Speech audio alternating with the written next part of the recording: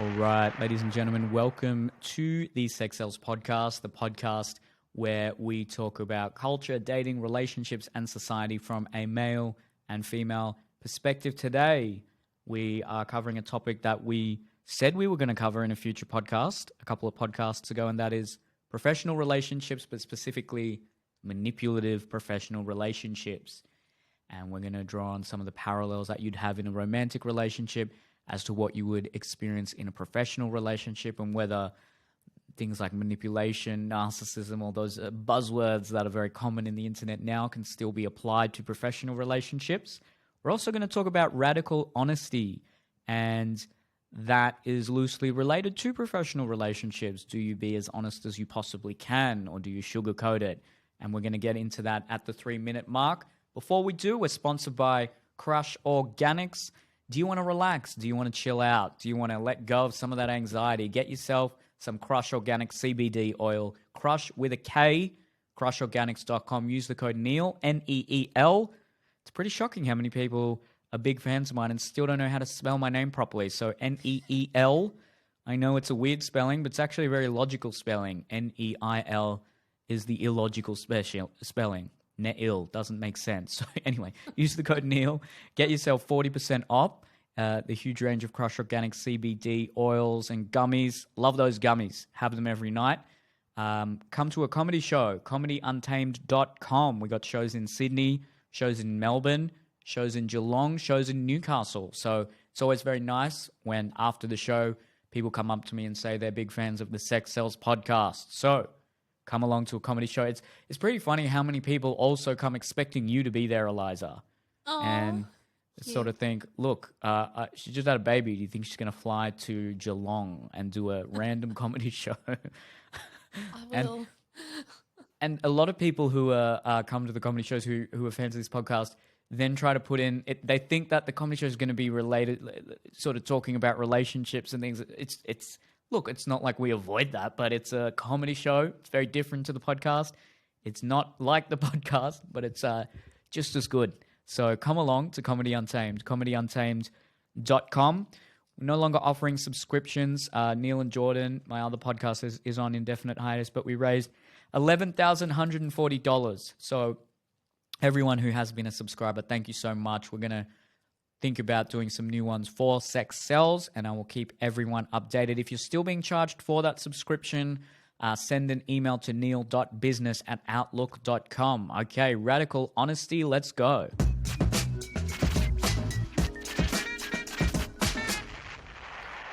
Okay, this was your topic suggestion. The radical honesty part was, what made you want to talk about this? Be as radically honest as you can. I saw a video that was made by, I think she's a psychotherapist. At the very least, she's a coach of some kind. I'm pretty sure she's both. But I saw a video and I had mixed feelings of it. And she was basically reenacting a discussion about why radical honesty is so essential and so important and so freeing, liberating, blah, blah, blah. And basically in the conversation that she was reenacting, she was playing two different people going back and forth. And as one person, she was saying, or he was saying, I've noticed you've gained a lot of weight. I'm going to be really honest and tell you this is what I've noticed. And then she responds saying, okay, are you telling me that because you're interested in you're concerned for my well-being, or are you telling me that in a sense that you've lost attraction to me?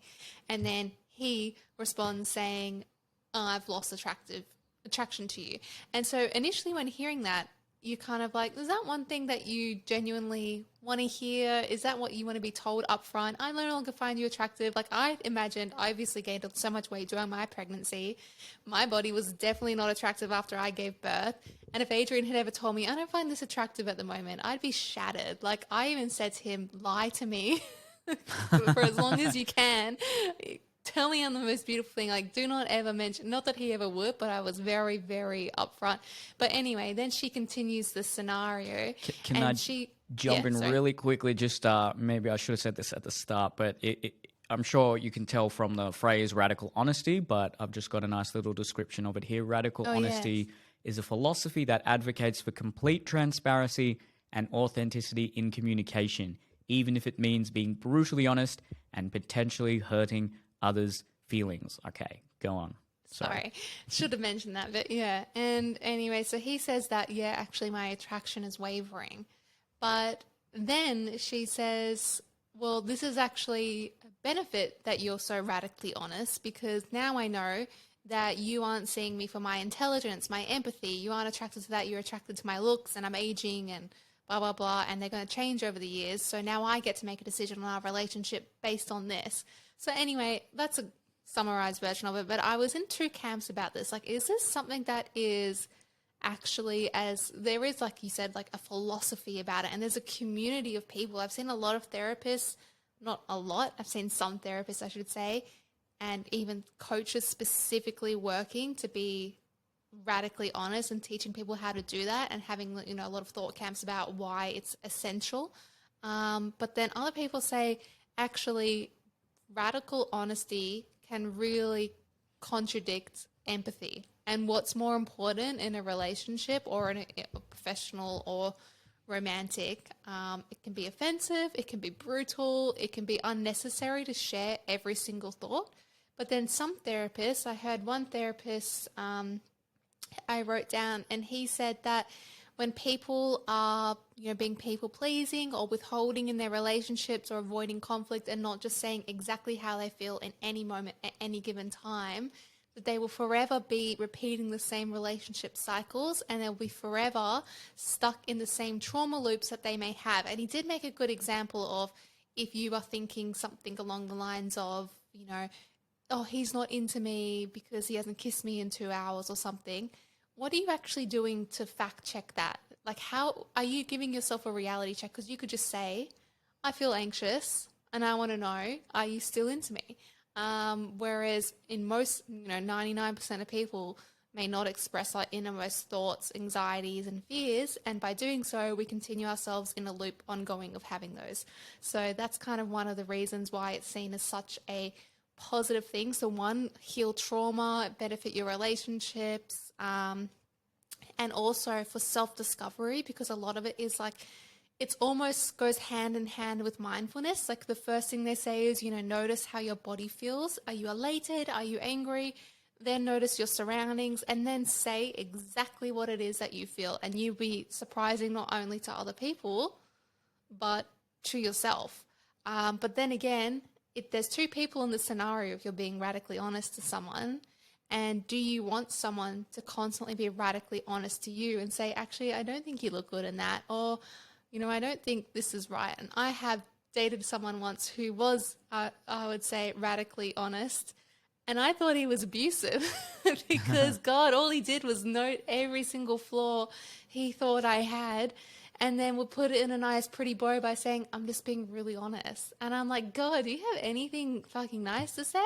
No, he didn't. So, yeah, I feel I'm in two camps about it, but Yeah, me too. I usually sugarcoat truths in my professional life and personal life, but it doesn't mean I don't say the truth. I just try to say it in a way. I think what's the phrase? A harsh truth is different to the truth delivered harshly. And harsh truths are sometimes important, but you can deliver a harsh truth in an empathetic way. Yeah. Whereas the truth delivered harshly can just make people hate you. And as long as these people who are radically honest then don't... Because I know people like that who will say, well, I'll just tell it like it is. I'll just say what's on my mind. If you don't like... All these people on Facebook, isn't that their cover photo? If you don't like me, piss off. Well, and then as soon as you say something to them that's not even radically honest, slightly honest, they can't handle it. So if you're going to be radically honest, at least if you're going to dish it out, you got to be able to cop it. So that's the first thing I would say on a policy of radical honesty.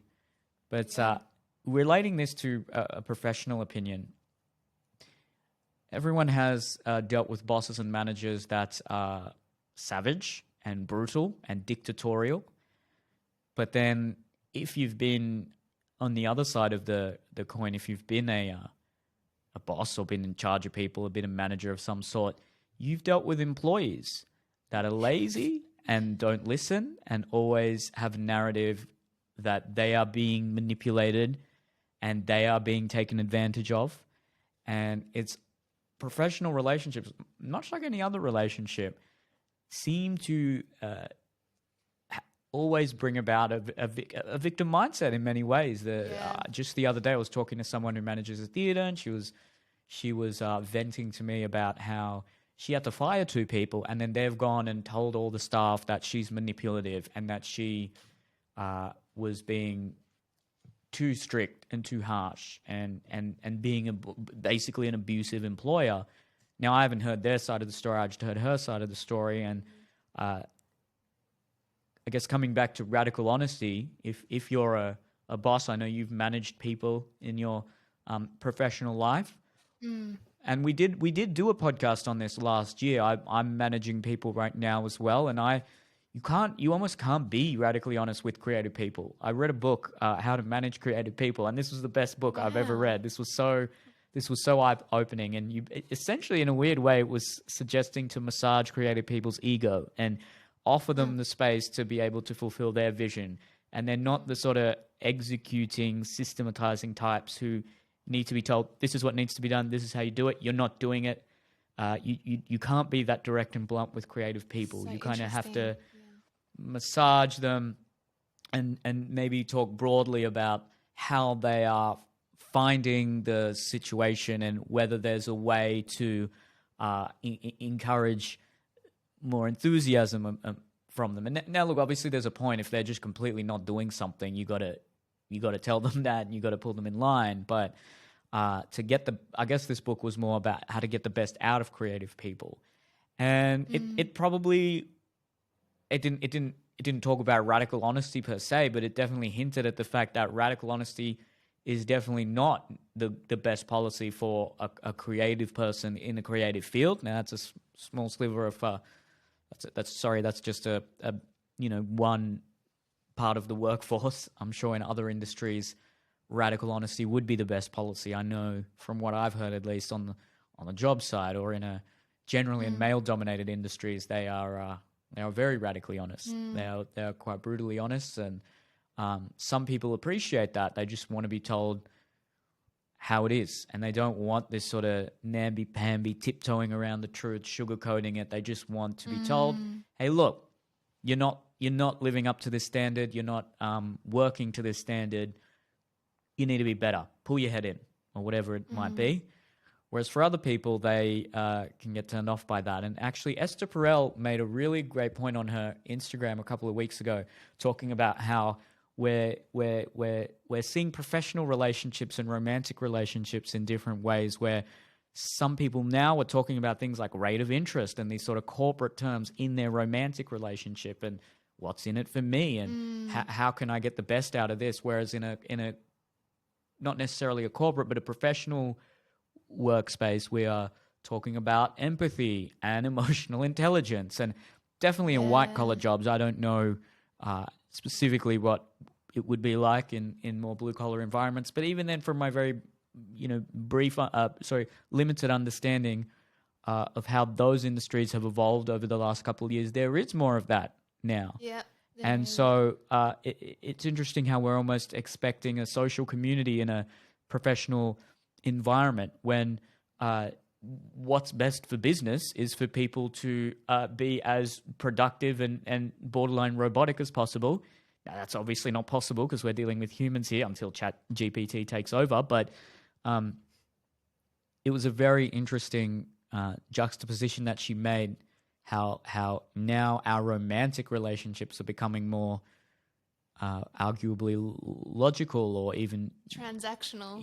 Transactional, using corporate language in our professional relationships tend to be becoming more social and empathetic. And I have no doubt this is a byproduct of many more women moving into the workforce and moving into positions of power within the workforce. And my guess would be that men tend to be more radically honest. But I've met women who are very radically honest and men who are not. This is obviously a stereotype. Do you think do you think radical honesty can get to a point where it is abusive, or it is maybe not abusive is a strong word. It is mean-spirited and actually just suboptimal in a professional environment where you don't actually get the best out of someone if you're just succinctly and brutally telling them exactly what they're doing wrong and not encouraging them in any way. What do you think? Yeah, I've been on both sides of the coin with this. Well, first of all, as an external example, and yeah, I'm gonna go there. I'm gonna bring up maths, but you know, Shannon, are you watching it? Yeah, but I'm quite a few episodes behind. Okay, well, it's not But too yeah, much of a spoiler. I know what you're gonna. That guy's very. He's radically. He's what I was saying. He's radically honest, but then he can't cop it. Yeah, but also I feel like he uses the excuse of being radically honest to hide behind his abuse. He is abusive, like basically manipulating his poor wife. Or I mean, obviously it was produced and edited, so who knows? But he would say things like, you know, if someone more attractive had walked down the aisle rather than you, I wouldn't be lusting after my ex-wife and wanting to leave the experiment. And then he says, I'm just being really honest. I'm an honest person. But really, that's actually quite hurtful and really mean. And there's consistent elements and a pattern of him belittling his partner and then using the mask as, I'm just really honest. I'm just really upfront with how I feel. And I feel like this is a thing, especially with men, that say they're really honest. It's just a way to soften the fact that they don't have empathy towards your feelings and they're going to say what they feel at times. And of course, women do this too. But like you said, I do think it is more common, especially in the workplace with men, because it would be considered more respected by men to do that. And it may not be viewed the same way for a woman to do it. And to be fair, I had a boss who is radically honest and I didn't like it. I did not like it one bit, and no one did actually. But in terms of my personal experience being on two sides of the coin, I guess on both sides on how to approach my team with it, I might have spoken about this before, but I did a leadership program recently last year, and it went for a few months, where they basically bring in leaders within this industry, and you learn about your leadership style and who you are and how you can develop, etc. Blah, blah, blah, blah. And one of the things that I kind of reflected on is, say, in my job, every single month, I had to get a report. I needed my employees to write a report to me. And then from all their reports, I would create my own report, and then my report would go up to the CEO, whoever would analyze it. Then it goes up to the board. And this report was really essential. It was like, had any children moved, what had happened, what sessions had occurred, all developmental changes, everything. And so I would send out reminders constantly, being like, it's in your calendars. I put a week in advance. Hi, guys, don't forget, Friday, I need this done in. This report sent in to me so I can send mine off on Monday, blah, blah, blah. And they would never, ever, ever come in on time, ever. And I was so perplexed to what to do. I'd go up to them in person and ask them. I would send an email reminding them. I would literally put it in their calendar, block out time to get them to do it, and they wouldn't do it. And it was a tedious task. It's pages and pages. And then eventually it got so frustrating because I would get a lot of, I couldn't send my report off, and then I was looking like a disorganized person myself because everyone else was able to send their reports in but me, because my team had sent them to me. And what I was doing to my team is, I know that my team really liked me as a person. We got along really well. We had socialized. They would open up to me a lot. There was always kind of like a safe space to talk in. They always commented on how much they liked me, and I'm like their favorite team leader they've ever had, blah, blah, blah. And so when this became an issue, I would write an email to my team, and I was basically trying to appeal to their empathy and say, hey guys, like when you're not sending in these reports, which has happened, in October, November, December now, on time, it reflects poorly on me, and my management gets called into question as well, and my capacity to get these reports. If you have any other feedback on how I can help and support you to write these reports, please let me know. But it's really, really important for me and for the kids and for everyone that these reports get sent in on time. Please let me know if there are any barriers to completing this. Anyway, I was trying to make them feel bad, basically, and make them feel sorry for me that I was cutting the slack for them and always taking the fall for them. And it still didn't work. And after months of it, and then I did this leadership program, basically, I ended up saying, if your report's not in, you're getting called into a meeting, and there's consequences. Basically, you get a warning. And then everyone kind of started at quick smart. But I hated having to go down that approach and being like, if this doesn't happen, then here's a consequence. Because what happens once I start taking that approach, or once from my experience of my leaders or other leaders, when they start taking that approach wholly with their team, is that when your team loses respect for you or stops liking you or isn't invested in you, especially in my industry where emotional investment is really key, then the work is even poorer. And I found that the best way I can get my team to do really good work is motivating them and having them have a personal investment, being like, having this done is strongly correlated to our outcomes being completed faster for these children and families, like wanting them to be really invested in it. So there'd be two approaches that I had to take, and I wouldn't say one is better than the other. It's interesting hearing you talk about that creative book, because when you talked about how to work with creatives, I consider myself a creative person, and I feel like I was naturally taking that approach, and maybe I should have been taking less of that approach, like doing the opposite within my field and industry, like less of the massaging of the egos, being like, I know you guys are working so hard, this job isn't easy, but let's try to do this. And I should have just been like, cut the shit, send it to me. Yeah, and so maybe massaging the ego is not the appropriate term to use there. It's not always sort of thinking about external factors, but just taking a different approach to changing the way they perceive what they're doing can often be a very effective way in getting the best out of a creative person. So if they feel like it's becoming job-like, if it's becoming too formulaic and corporate, they're going to detach and they're going to quiet quit.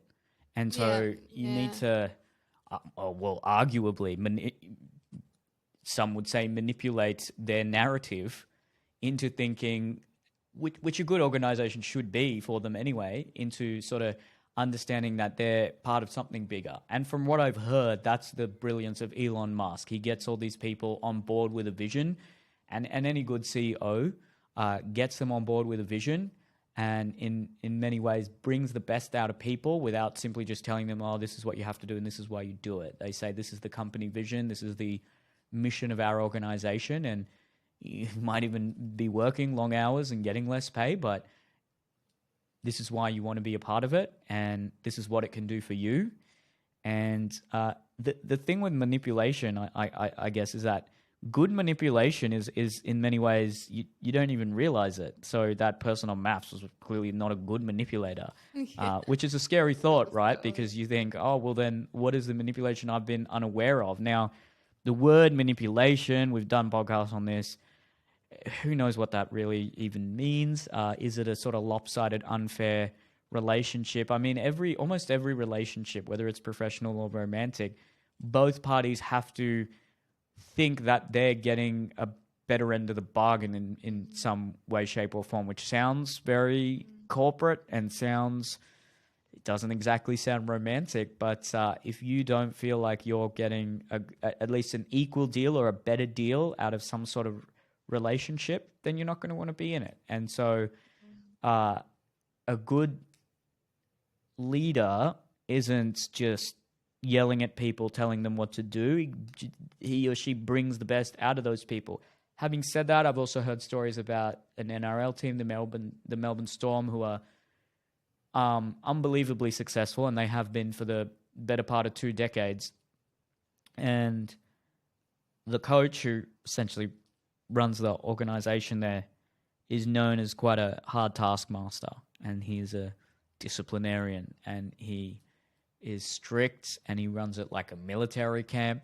And at the end of each game, the players will just sit there in a circle and be radically honest to each other and say, you didn't do this, you could have done this better, you could do that. Now, this is probably the most masculine workplace you could get, a professional rugby league team.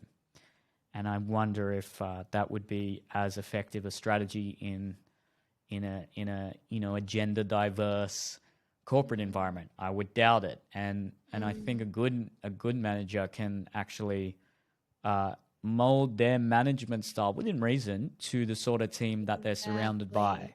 Yeah. Having said that, now we're two people who are more on the employer slash manager side of things, and there's probably a lot of people listening thinking, yeah, my boss is still an asshole. So Yeah. it's pretty hard to define when a professional relationship gets manipulative or gets lopsided. There's laws about that in Australia. There's rules, obviously minimum wage laws and things like that. And then there's all these statistics here that say 87% of people do not feel engaged at work. I think this is in America. Wow. 58% of employees have experienced workplace bullying. And then, bullying, what is it? At what point does it become bullying, right? Because if you're being radically honest and you got a big client and you got to get this deal done for the sake of the company, and you're saying, come on, just fucking do it, like get this done. Now, that could come across as bullying, which in most situations it probably is, but is that the person's character? Is that the permanent state of a work environment?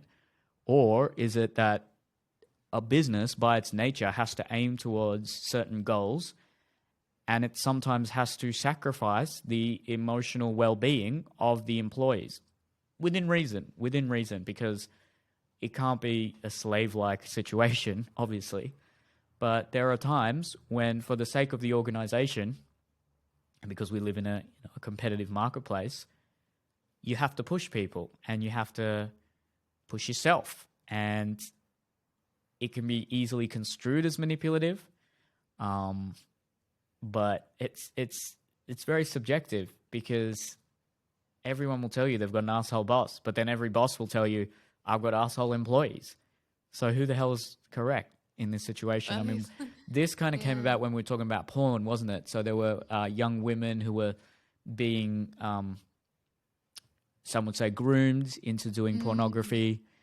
And then my question was, okay, at what age do they have full volition over their professional choices? So if they're 18 and the person getting them into porn is in their late 20s or early 30s and is also maybe, richer or has a position of power, people would say that might be manipulative. But then what if the woman is 22? What if she's 25?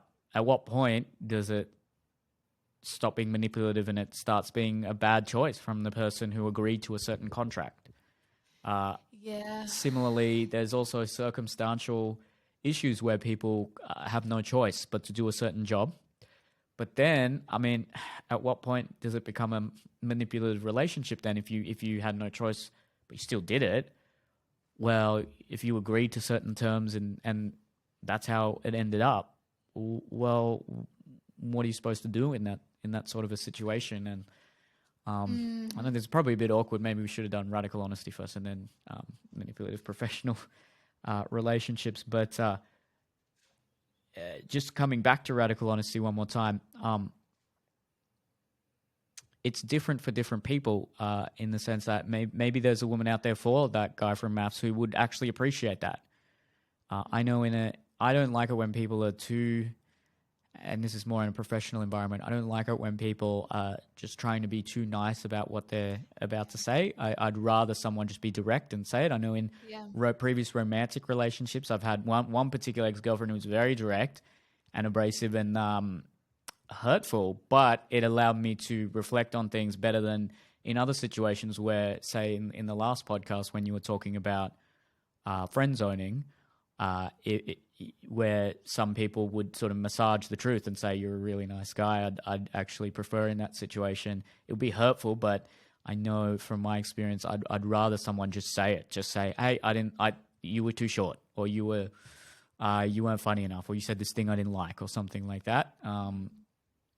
So I do like radical honesty, but I also like it when it comes with, just a human element. It shouldn't just be a sort of robotic slave-like thing. But I anyway, think you can be, very honest and empathetic. I would consider myself a really honest person, and I, will display that with a lot of empathy and gentleness. But also, I know that I'm a very direct person as well.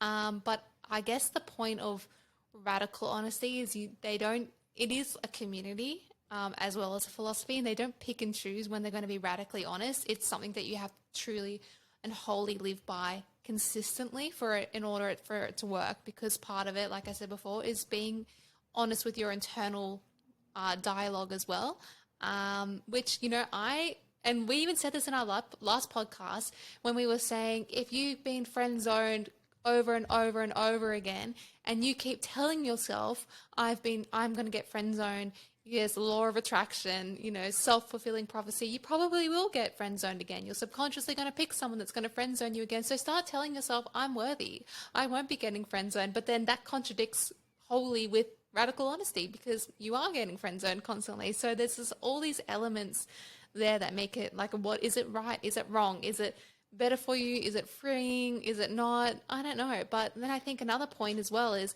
imagine if you're, really into this radical honesty thing, as people are, and Neel, you're telling me something in this podcast, and I'm like, I'm not interested in hearing this. I'm bored of this. Like, I don't like what you're saying. It'd just be so abrupt, probably rude, and I'm curious how radical honesty correlates with improving relationships, like a lot of therapists claim that it does. I can see how it might benefit in emotionally intimate or romantic relationships where you really trust that person and there's so much love there as a foundation already that you can say, like, this is how I'm feeling. But there were other parts of it that made me cringe a little bit, where I'm like, I don't know actually how I feel about it. Let me know what your thoughts are on this. So as well as just being upfront about your views, your opinions, and how you feel, a lot of it is about being upfront about your subconscious processing as well. So say, for example, you and I having a debate and I'm a radical honest person. I might say, like, I'm really determined to prove myself right. So I'm going to continue debating until I feel like I've proved myself right. And that is an example of radical honesty, which in some points I'm like, okay, that's good, because that actually happened the other day when my friends, there's three of us, we were in a group chat and we were having a debate about something. We were actually having a debate about the mental health crisis with young people. And one of my friends was saying, it's really, it's because of TikTok. It's because kids self-diagnose and they are oversaturating the healthcare system. And my other friend was saying it's because of social media. Like, yes, that's right, but it's because of social media that we can learn about these things. There's also, the way that women and AFAB people get neglected in healthcare systems. We know that. So having been misdiagnosed or not diagnosed, there's a lot of studies that say women will get, on average, given a diagnosis of the same symptoms as men 4 years later, or 4 years older than they were, all these things. Anyway, long story short, my friends were disagreeing with each other. It was getting like, you couldn't tell the tone. It was getting maybe heated. And then my friend said, by the way, I'm in a super ADHD, she has diagnosed ADHD.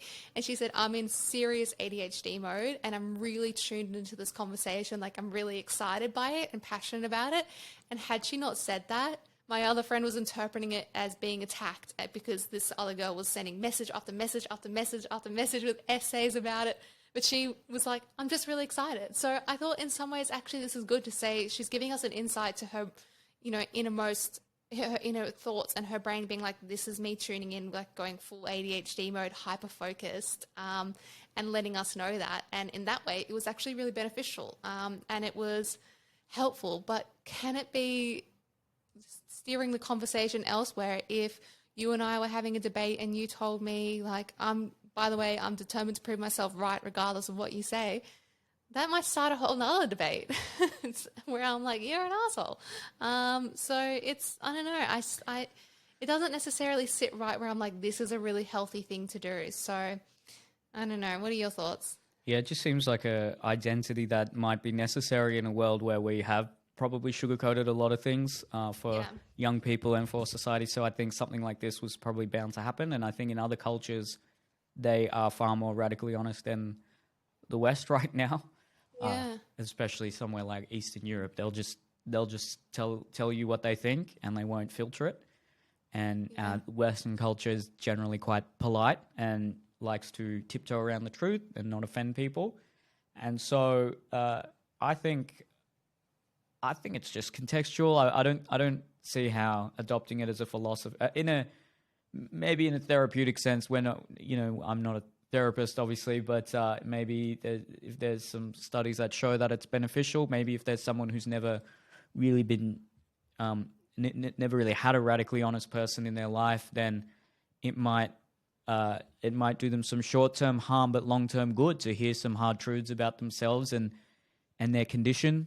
So to me, it just seems like it would be very contextual. And I suppose what you get on social media is closer to radical honesty because there's no face to face interaction. And I've definitely received messages and comments that have pissed me off, to put it lightly. And then a couple of days later, I've thought, they had a point. And that's why I got really angry. But then there's also been situations where I've thought, no, that guy was just trying to get under my skin. So uh, I think if I had to choose between the two, I don't think it doesn't seem like a zero-sum game, but radical honesty is probably better than always sugarcoating everything. But it Yeah. really Yeah. depends on the situation. It depends on the person. It depends on so many factors, so many factors. And actually, in a professional context, you have to be honest. If you're not, whether you want to be radically honest, but you have to be honest to a certain degree. You can't look, if you're a parent and maybe a child is not performing that well, then there's something to be said about maintaining a parent-child relationship there and still having a strong social bond. But if you're an employer and an employee is not doing what they're supposed to do, well, you can't sugarcoat that. You got to say, hey, you're not, Yeah. pick it up. I mean, there's a way to say it for certain people, but it seems to me that honesty is generally the best policy. But what you were talking about previously is different, and it takes a bit of experience and knowledge to know about things like placebo and self-fulfilling prophecies, where if you arguably lie to yourself about certain things, certain subjective characteristics that can be molded, that can then become those affirmations can then sort of manifest into actuality. And so something like in a business, if someone has a very strong vision and they're just so committed to it, well, that tunnel vision can actually create the conditions for that vision to manifest. Whereas if someone's unsure about their vision and thinks, yeah, if it works, it'll work. It might become a successful business. It might not. That doesn't seem like a particularly, even if it's more realistic and closer to the honest likely outcome. It doesn't seem like the best strategy to get the best out of the organization and the business. So coming back to professional relationships now. Sorry, by the way, to the listeners, yeah, I think I should have done these half an hour on one and half an hour on the other, but hopefully you still enjoy the podcast. How would you define a manipulative professional relationship? I If you think had to. a big one would be that they use like guilt or gaslighting as a way to motivate you. So saying, if this doesn't get done, that ad doesn't go out, then we don't get paid. Or if you can't stay back and do this, I'll have to do it. But I'll have to call my husband to pick up the kids, like those kind of things to get you to stay back and work longer. I think that's manipulative. Another really big one is pointing out problems but not offering a solution. And I had a previous boss that did this, and she this is a radical honest boss as well that I was talking about before. She does this all the time, where she would tell me, like, Eliza, I need you to do something. And she'd give me this very vague task. Like, I want you to create an analysis report on whether or not we should spend money on having people transport kids to school so they go to school. And I'd be like, can I get some more specifics? Like, do you want graphs? Do you want me to find quotes? And she'd be like, just give it a go. So then I wrote a 40-page report, spent all weekend doing it. And she's like, oh, this isn't what I meant. And I was like, and she was like, try again. So I was like, okay, I've got 250 emails I have to reply to, literally, and so much work. I've got a team to manage. Can you tell me specifically what it is that you are looking for? And she was like, great work, but this isn't what I need. And she said, I just need, make it more condensed and, just reach out to some organizations. So then I'm going out to having meetings with organizations, condensing my work, spending hours and hours and doing it. And then she's like, no, that's not what I meant. And at that point I was like so mad. And this would happen constantly, like 5 times a week. She would get me to do something, write a report, create an analysis, do anything, and never give me the details of it, and then tell me it was wrong. And I had to sit her down one day, and I said, if you don't give me the specifics to what you want, I'm going to send you one copy, and that's it. I'm not doing anything more. Like, that's it. That's me stepping out. And then she was like, Eliza, if you're not willing to try and, put yourself and do this type of, development and try these different areas, then we have an issue here. And that to me was manipulative because I was like, well, I've spent 12 hours this week trying to do a task that I wasted all my time doing. So I think things like that can be a little bit manipulative when they're not offering specific solutions, but they're just saying this is wrong. This is not done correctly. It's wrong. And then I think another one, this might be a bit like controversial, but when you get a bad feeling about communicating with your superior or your leader or manager or whatever, or you find communicating with them really difficult, that might be a reflection on them compared to, say, other managers you've had, not just you as a personality trait, fearing authority or something. That could be one. And also getting not enough information or having vital information withheld from you can be a manipulation tactic. Or here's another one that my previous boss would do is I would come with a concern, and this is obviously, like, in my field, it would be a child protection concern, so quite serious, or concern for a family or something. And we had to work within, the system. So we would make a negotiation and there would be no win-win solution. So that would be, and then I would also have to do that all the time with my team, where they'd be like, this kid, for example, has disabilities and autism and a lot of sensory issues. I want to buy this play equipment. This is a real example. I want to buy this play equipment. It's $3,000. It has like a sensory pod and this and that. And I would be like, we don't have the funds for that. But then my employer would be like, but you have the funds to pay $3,000 for her braces. So you do have the funds. And I'd be like, we can't delegate this to equipment. We can put forward $950 because here's a cheaper alternative. Just those things where it's like they were viewing me as maybe perhaps being manipulative or unfair, whereas I was like, I'm working within a whole other side of funds and financials that you don't even know about. So a lot of those things can be nuanced or even subjective, but I definitely think the first ones of like, using guilt to motivate you or putting you down, belittling you. Like I'm always building my team up and really focusing on their positive, being like, here's an area for development, but these are also your strengths. Whereas some bosses I know will never, ever mention anything you've ever done. You might put in hours and hours and hours of work that never get acknowledged, but the one time something is slightly lacking, it gets pulled up massively. I find that to be a bit of professional manipulation, in my opinion. Sounds like an Indian parent. So, how much of this is to play devil's advocate? Yeah. How much of it, to play devil's advocate as a boomer, how much of this is millennials and Gen Z expecting way too much from a workplace and wanting to always feel comfortable and always manipulating the narrative themselves to make themselves to be the victim when, as you know, there are certain goals and targets that an organization or company has to reach.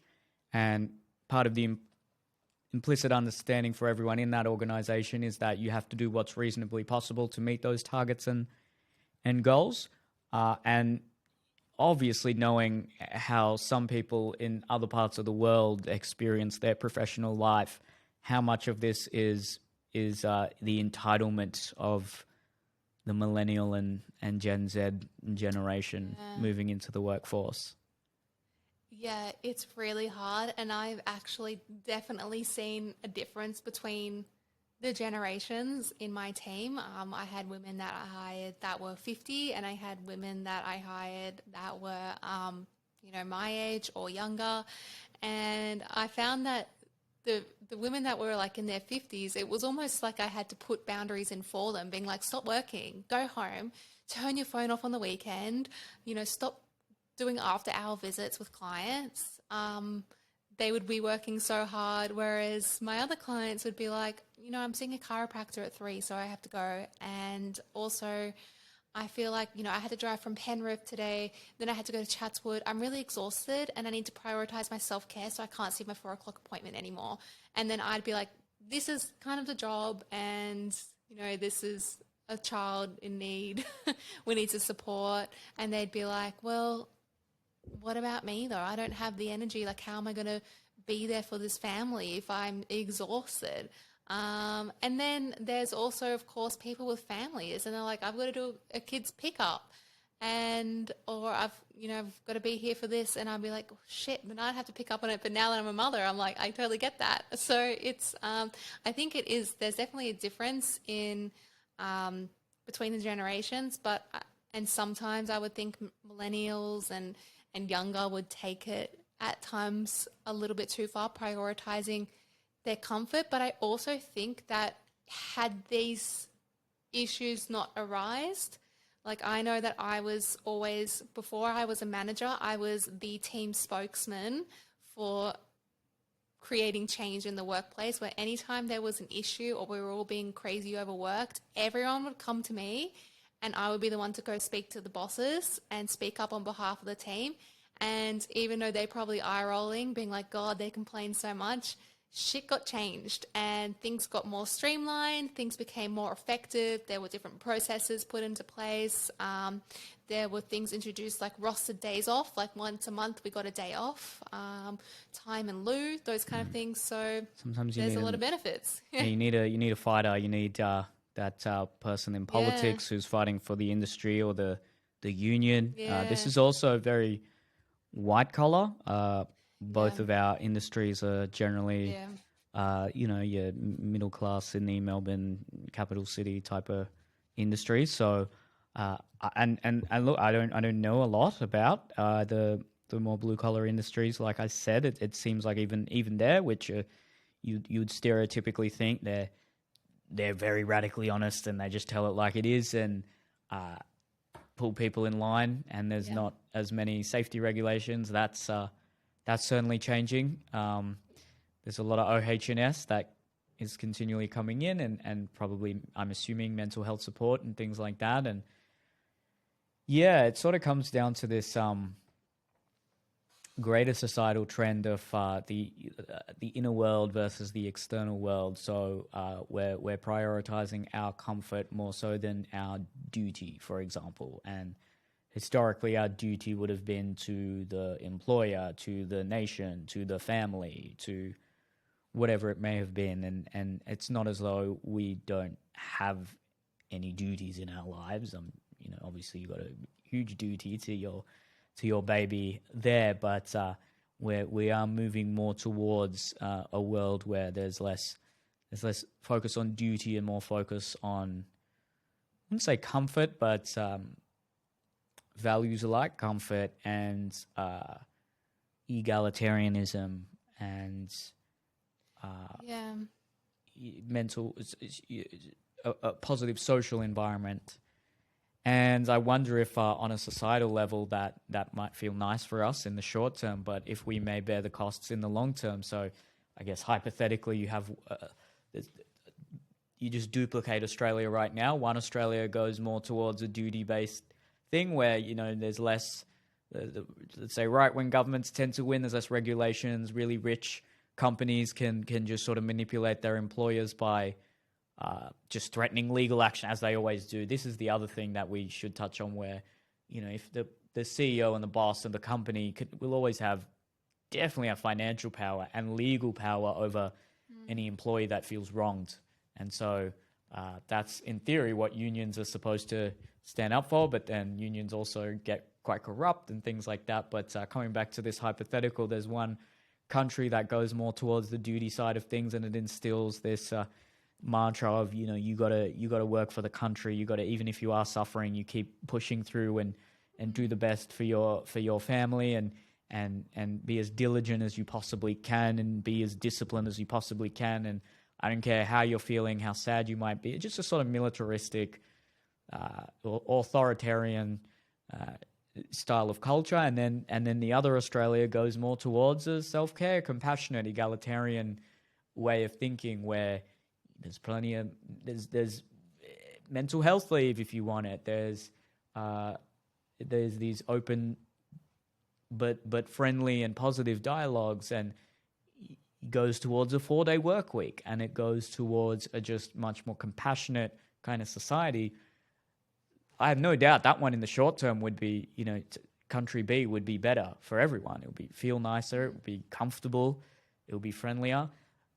The issue is, okay, 20 years down the line, what do those two countries look like? If one has grown, let's say, at a rate of 4 to 5% GDP per year, whereas the other's grown at 2% GDP per year, well, then that one, over the course of 20, 30, 40 years, we're looking at a completely different country there. We're looking at, if they're still managing the taxation properly, we're looking at better infrastructure, better overall productivity. We're looking at more, just a greater ability to have resources, even if it is less of that tax base going back towards infrastructure and other public resources. There's just so much, there's an abundance of output that even that smaller percentage can go towards more. And so there's always a trade-off within an organization and then within the society at large about duty versus comfort, if you want to call it that. And I wonder what you think about something like that. Yeah, look, to be honest, my understanding is that when self-care and comfort is prioritized, that there is actually a correlation to more effective work being done. Like the findings that came out of the 4-day work week was that more productive work was being completed in less hours. And I remember at one time in my office. Quickly, can I jump in? Do you that you're absolutely correct. Those were two extreme examples per se. But do you think there's a point to which it goes too far, I suppose? Yeah, I don't know, because it's like of course there's a point where you can go too far.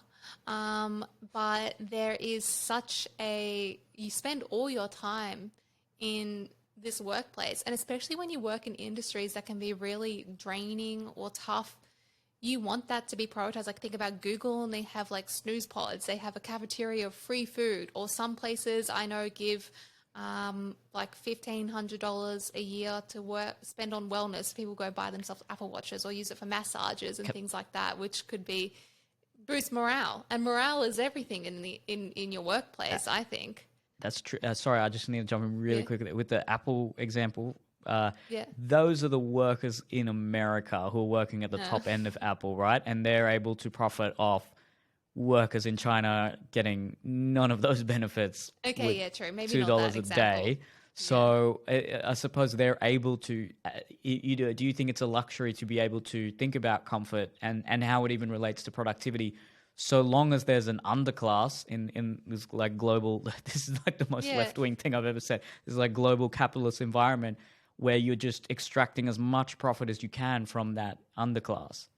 No, I don't think so, because we didn't have an underclass in my industry, and we had a Zen room with a massage chair, and we have rostered days off every month. We got time in lieu. We did workplace outings every week. I created a bonding day Bonding every day, 3 that's months, and I would the office would give me like $80 per person, and then I would just do random things like murder mysteries and stuff just to bond people and make them feel happy and stuff like that. So I'm the biggest advocate for that. I made the most change in my workplace because of this. And one day they decided that it's not appropriate to have decorated desks. And I had like salt lamps, crystals, photos, dream catchers, a foot massager, everything in my desk. And everyone would always come sit by my desk and be like, I love being here. And I had books, I had feeling cards, everything. And when they said, we want your desk swiped and everything cleaned,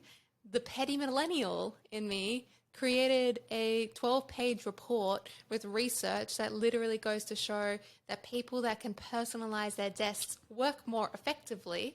And Oh, that's right. Yeah, I all remember this stuff, that. and it works. So I do think in some times that's good. But do you know what's an interesting example from white collar to blue collar is my fiance Adrian, he works as a landscaper, and recently a couple of weeks ago, something happened at his work. I won't go into it, but he was pissed off. And he came home, he was ranting about it, and he drafted this email, and he was going to send it to the CEOs. And the email said, "Hi guys," literally, "Hi guys, I'm pissed off because you said this. It didn't happen. I'm not very happy about it. Blah blah blah. Thanks, Adrian." And I was like, "You can't send this. This is so emotional and so unprofessional." So I rewrote his email, and I was like, "Dear so and so and so and so, I have invested many years into this and this, and I would like to see this organization make the same investment into me. So I'd love a plan to be put forward, blah, blah, blah." Anyway, his boss called him and he was like, "Mate, you can't just demand all these things." So I was so like baffled by his email, and I was like, sorry, that's my bad. Maybe you should have just sent your email saying you're fucking pissed off. That was... I And want to his see that HR email. is That's also... hilarious. Yeah, I felt so bad because he was like, "I knew I shouldn't have done it." And I was like, "Trust me, babe. I know this stuff. You gotta do it like this." And I thought it was Yeah, it such a good depends on who email you're as working well. with. Yeah. I sent it to my friends. I was like, "Look at his email compared to mine. Like, how good is this?" And they were like, "Oh my God, 100 times better." Anyway, that blew up in both our faces. It was pretty funny for me. Not for him, but yeah, it's very, very different depending on where you work, who you're working with. And to be honest, I would also approach my male bosses differently than I would approach my female bosses, get things I want or, try make change.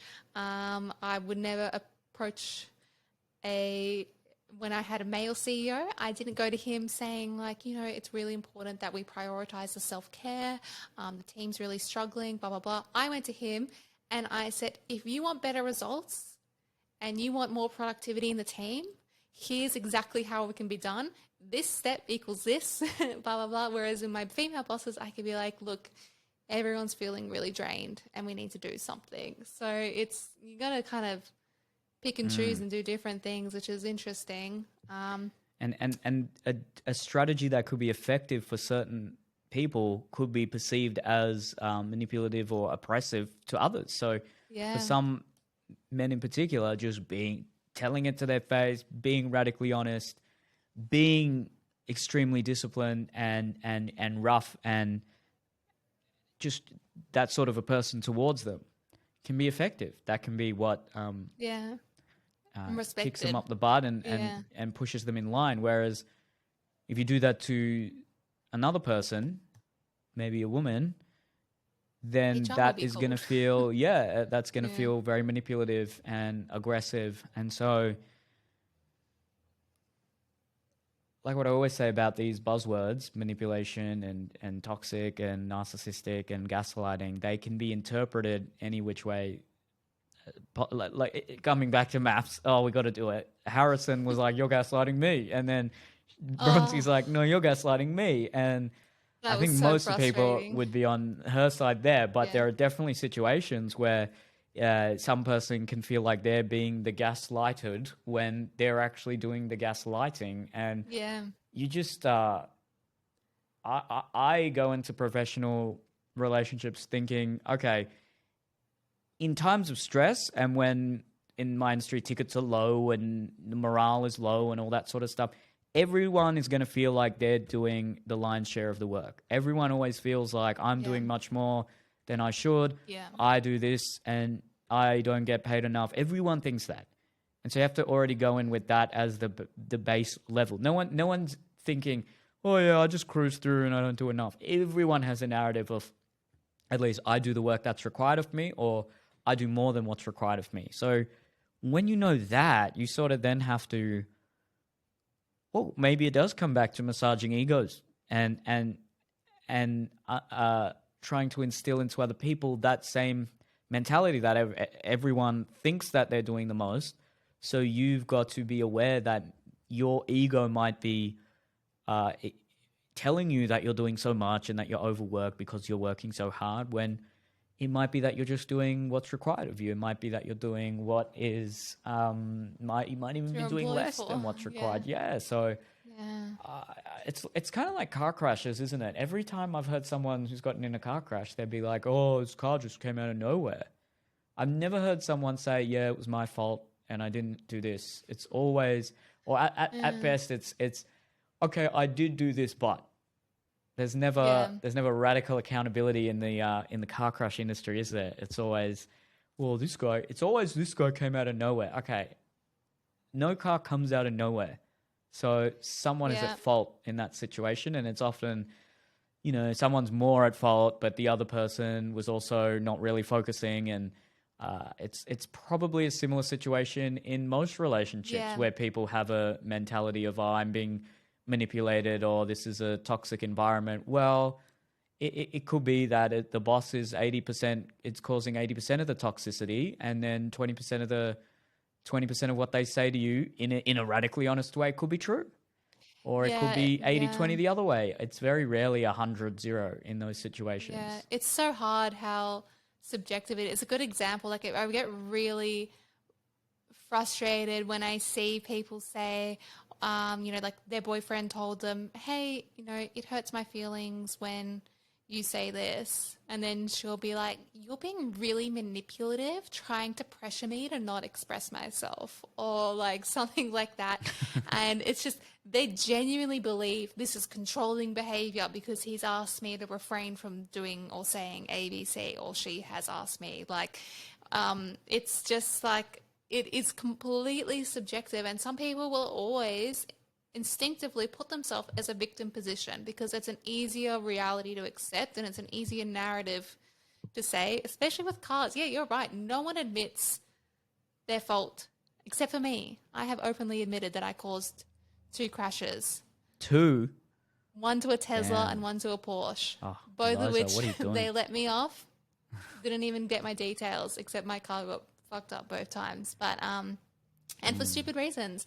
One, I kissed my boyfriend. I wasn't driving. I was at a stop sign, and I got distracted and lifted my foot off the brake. So that was so stupid. And the second time I sneezed so hard, I don't know what happened. I sneezed. I didn't realize that we were stopping.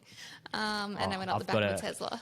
I've got a car story for you. So you can tell me if it was my fault in this situation, right? So I'm going along Parramatta Road and I'm on the left lane.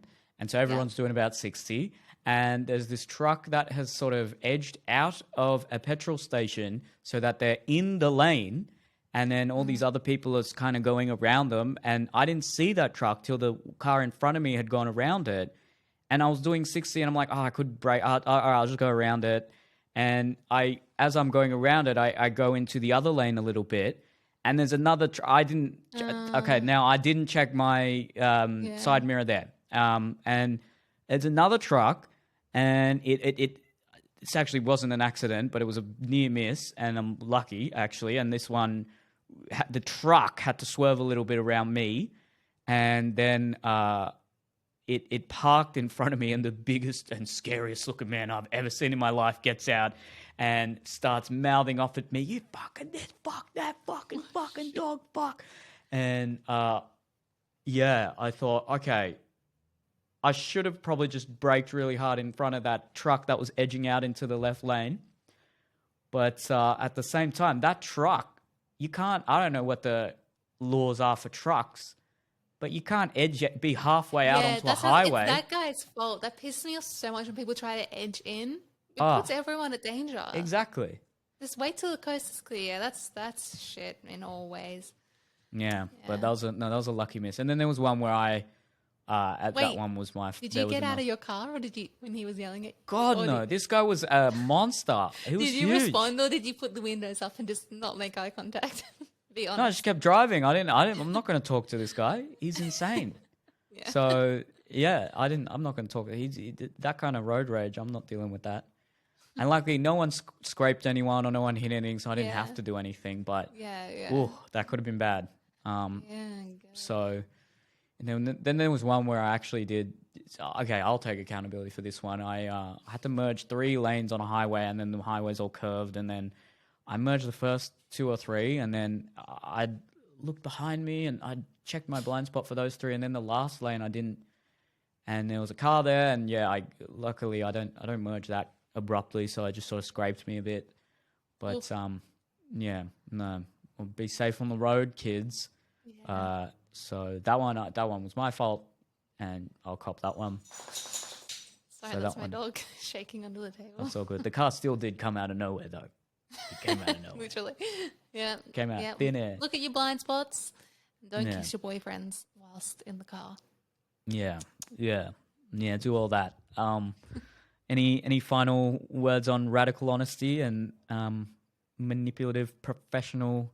I'm going to say one thing really quickly. In the arts industry, there's a lot of, well, in all industries, there's all these middlemen type people like managers and I'm sorry if there are any real estate agents listening, but people where you sort of think, okay, if you're getting a percentage, so when real estate agents were getting a percentage and the property market was going gangbusters, when they sold a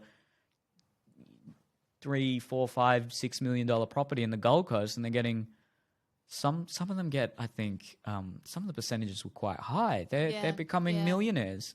Yeah. And now I guess no one's doing anything manipulative there, but that's just me being frustrated at real estate agents, like everyone is.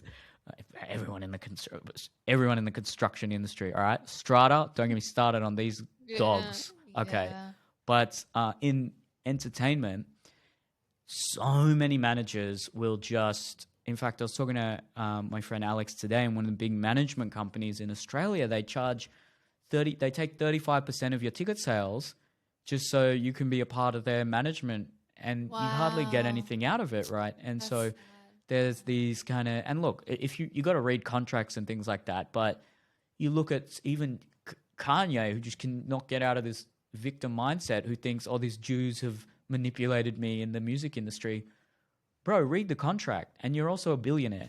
It's very hard to feel sympathy for a man who's worth $2 billion, looking at a bunch of people who are worth $10 billion, thinking I'm oppressed. And there's a lot in entertainment. It is rife with these sharks that come in and they're like, I'll be a manager, I'll do this, I'll do your PR, I'll do whatever, insert this. It's not even hard to do.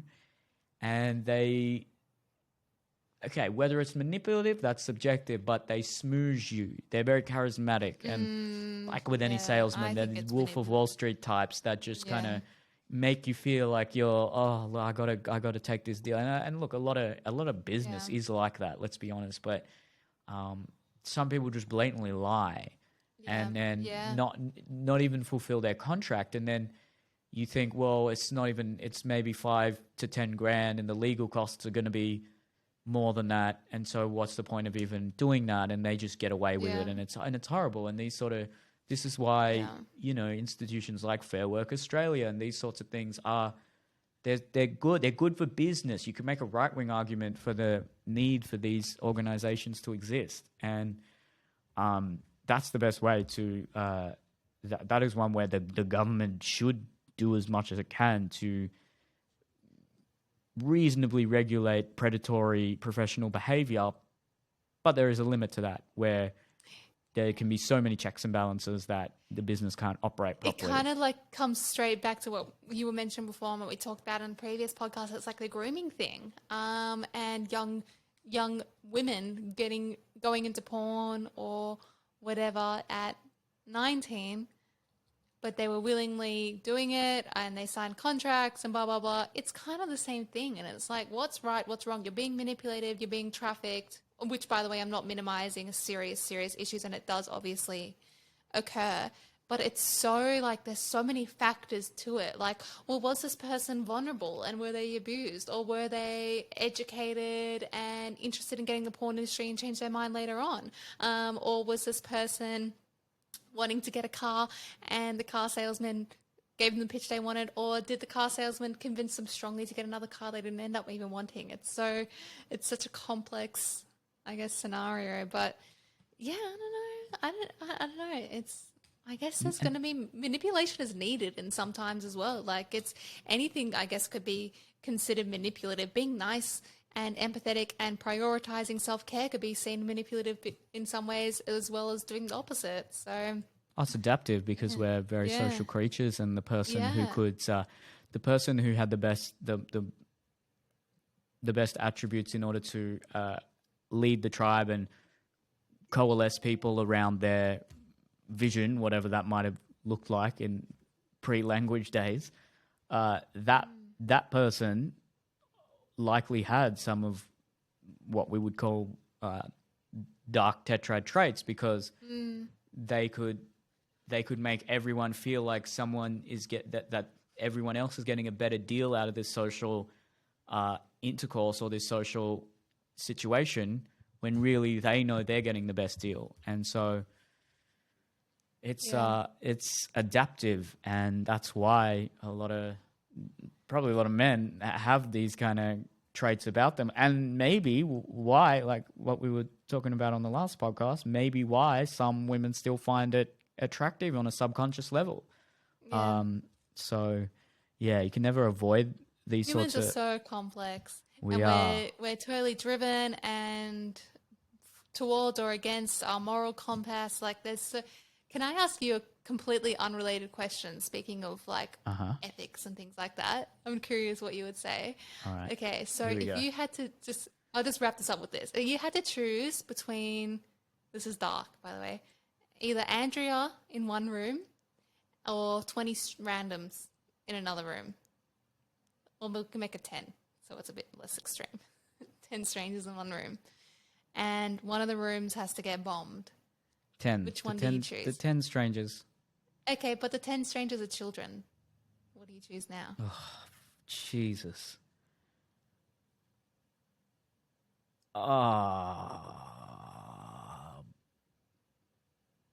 Do I know the children? Yeah, Remy's in the room. Oh, God. Just kidding. Don't put me in that position. No, if I don't know the children and they're just random strangers, I think I'd go the children. I think I would. Okay, because most people would say, I'll save the children. Oh, really? But then it's like, but what if those children were God. severely disabled and in an orphanage in China? What would your ethics if change? if I don't know them, no, sorry. Sorry, there's enough Chinese people that can get bombed. Okay, let's not go. But I guess the point is like your ethics like change and your moral with any kind of factors that get added into the mix. It's amazing what influences our decisions. Like you'll never get it right, basically. And it's the same with working with people. You'll never get it perfect. You're either going to go too soft or too hard. Now I got to ask you a question like that. Would you sacrifice your life for I'm sure you'd sacrifice your life for your baby. Would you sacrifice your life for another baby? Yeah. Actually, you know what? I saw this, a post on this on Reddit. And I think it was actually on the Ask Men forum because it was specifically for men. Or maybe it was like Ask Reddit and it was like men. If you're in a burning house and there's your wife and children, whether or not they're your children or just random children, you can only save one. What do you save? And every single guy said, I will save the children because my wife would not forgive me if I saved her. Really? Every one of them. So I'm in the minority. Thousands of them. Oh, okay. Yeah. Yeah. They were like, she would never get over it. she'd just probably kill herself, some were saying. She'd be so mad, so depressed. I would save the children because I know that's what she'd want. And I asked Adrian, thinking there's no way he would 100% choose me. And he was like, I would save the children because I know that's what you'd want. And I was like, what? The fuck? Oh, damn. So But true, I would want that. Yeah. I'm evil, am I? Okay. All right. Well. No, if it's a burning building, that's hard to not save the children in that situation. But if from your situation it was like a random room that you never met these Cognitive children, dissonance. yeah, they're getting bombed. Have you seen the movie? I think it's The Box or The Gift with Cameron Diaz. No. And basically, it's like you can push a button, and you get $1 million or $10 million, but someone in the world dies. I won't give anything more away because there's a huge plot twist and stuff. But that's the whole gist of the movie, that this guy goes around offering people that. And do they choose to do it knowing someone will die and take the money, or do they not do it? That's way different. There's no two human lives. There's no comparison of human life there. I wouldn't take the money. Well, it could be like a 90-year-old person, and could be who knows, in the world. No. Would you take the money? Look who has morals after all. Oh, No, yeah. I wouldn't. I'll tell you the plot twist at the end of this. Actually, you should watch it. It's really good. Okay. I don't know if it's good, but I think it is. Well, anyway, sorry. There we go. Sidetracked. I'm a child murderer, so you can cut that out of context and get me He's cancelled. pro-choice. Yeah, look, we've got too many people on this planet, so I'm actually doing it for environmental reasons. So I'm a saint. Thank you for listening, guys. I hope you enjoyed that, and we sort of intertwined those two topics there, so hopefully it wasn't too messy for you. And if you like this podcast, please share it. That's the best way to grow a podcast, from sharing it, post it on Facebook, on your Instagram stories, anything like that. Really helps us out. And subscribe on Spotify, Apple Podcasts, all the major platforms if you haven't already. Leave us a review if you like us. And also follow us on Instagram, TikTok, all of that. Come to a Comedy Untamed show. Subscribe to our YouTube @Sex Sells Podcast. And we will see you next time. Bye, guys. Week.